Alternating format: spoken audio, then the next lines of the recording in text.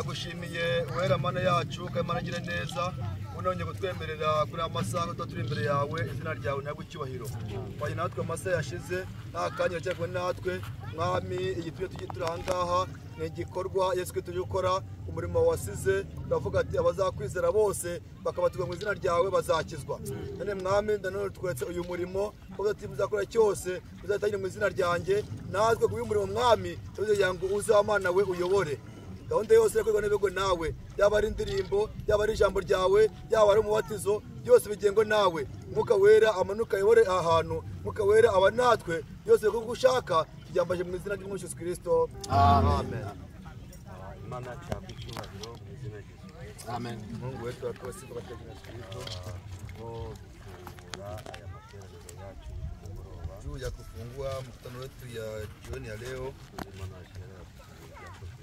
mtumishi wa Mungu wa sheria atatusomea Matendo ya Mitume sura ya 2 37 hadi 40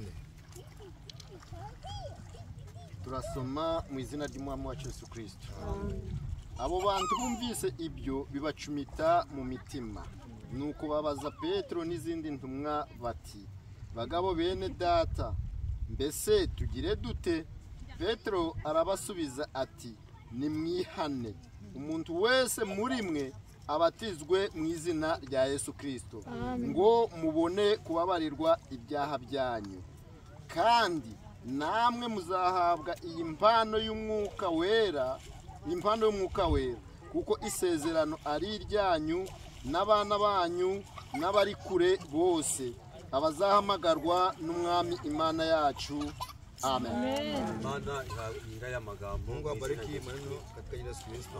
Dushima Imana itugejeje kuri uyu mugoroba. Mungu atufika jioni ya leo ikaba yaturinze tena alituchunga izina ryayo rihabwa icyubahiro. Burya imigambi y'Imana itandukanye n'imigambi y'abantu. Mungu iko tofauti na shamba ya wanadamu. Twese twari dufite imigambi myinshi. Sote tuko na shamba nyingi. Ariko kuko Imana yo ibifite ibyo yapanze. Mungu anakuwa na mpango wake. Uyu mugoroba turaba turahanga. Burya Imana niyo gushimwa kandi byose bigerwaho ku mugambi wayo. Rero nje nshimiye Imana cyane kuko ntabwo twari twiteze kuza kuri aya mazi, ariko mu migambi yayo no mu bitekerezo byayo n'ibyo yapanze kuva kera yari izi ko uyu mwene data agomba kuza akabatirizwa muri iyi Yorodani. Yateranye amateraniro menshi muri Afurika, ariko kuko Imana yari yarabipanze azakirira abatizwe mu mazi y'ikenda. Rero mwumve ko burya Imana ibiza byose Imana iba yarabishyize ku mugambi wayo. Imana rero ihabwa icyubahiro mu izina rya Yesu Kristo. Mwene data yumvishije amagambo yumva atataha atakiriye Umwami. Nuko Petero ari kubwiriza abwiriza abantu, bamwe bafatwa n'ijambo ry'Imana bahera mu rungabangabo baravuga bati none ko twumvise ijambo ry'Imana twataha bikimeze biti, none mbe pasitoro twabigenza Petero arababwira ngo ubwo mwamaze kumva ijambo ry'Imana kandi mukumva ari ukuri mukaba mumbaza icyo kibazo, rero ubwo mwamaze kuryakira icyo gukora ni iki? Buri muntu wese ikimusigariye mu kwihana ibyaha bye akakira Kristo nk'umukiza we. Mwene data nawe yumvishije ijambo yumva ko atataha atakiriye Umwami, rero yihannye ibyaha bye. Burya iyo umuntu yihannye hari n'ibyo yibagirwa byatazi, ariko Imana ireba mu mutima ikamenya ngo uyu muntu burya yamaramaje, ikakubabarira n'ibyo wakoze by'utibuka. Rero nizere ko Imana yamubabariye kandi twamusengeye Imana imweze imutangiza urugendo rusha. Burya kubatizwa no kwemera kwakira amazi ni ikimenyetso cyo kuvuga ngo nemeye gutegekwa na Kristo. Ibizaza byose ari itegeko ry'Imana nzabyubahiriza. Rero natwe icyo twamusabira ni ukumusabira urugendo rusha, urugendo atangiye rwiza, Imana ikabimufashirizaho. Imana rero ihira y'amagambo mu izina rya Yesu Kristo. Ijambo Petero yabwiye bariya bararyubashe, nabo bihana ibyaha byabo bababatiza mu izina rya Yesu Kristo. Natwe mwene data ubwo yihanye rero igisigaye ni ukumubatiza mu izina rya Yesu Kristo. Imana ihira y'amagambo mu izina rya Yesu Kristo. Reka rero dusenge Imana kugira ngo ihumanure iyi Yorodani, urasenga yirukana abadayimoni, kandi Imana itube hafi ahantu hagaze. Reka mwene data kumbuka asengera aya mazi mu izina rya Yesu Kristo.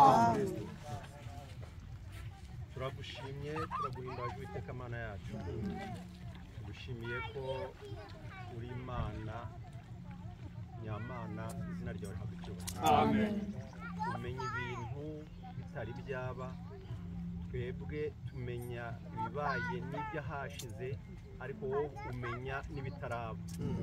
None data tugushimiye ko uyu munsi wari uzi ko turi bugera aha hantu, twe ntitwari tubizi ko wari ubizi, kuko mu mugambi wawe wo gutoranya wari uzi ko iyi saha tuzaduhagaze aha hantu.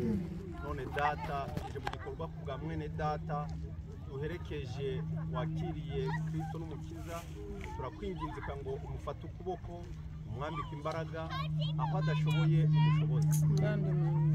Dusengeye aya mazi kugira ngo uyahumanure, imyuka mibi yose yabasha kuba irimo itsindwe mu izina rya Yesu Kristo. Amen. Marayika murinze amanukiremo, umwuka wera amanukiremo, maze data mwene data ugiye kumanuka muri aya mazi w'igikorwa cyo kubatiza mwene data, turakwinginze kugira ngo umwuzuze imbaraga. Amen. Kandi ubasiga amavuta aturuka iwawe mu ijuru. Nawe igikorwa cyose kiyoborwe nawe, kandi umwuka wakomeze kuba hejuru yacu, byose tubikwambaje mu izina rya Yesu Kristo. Amen. Turaririmba dukomeza gahunda. Tutayimba na kuendelea taratibu. Chakairanga iyo mana ni nziza.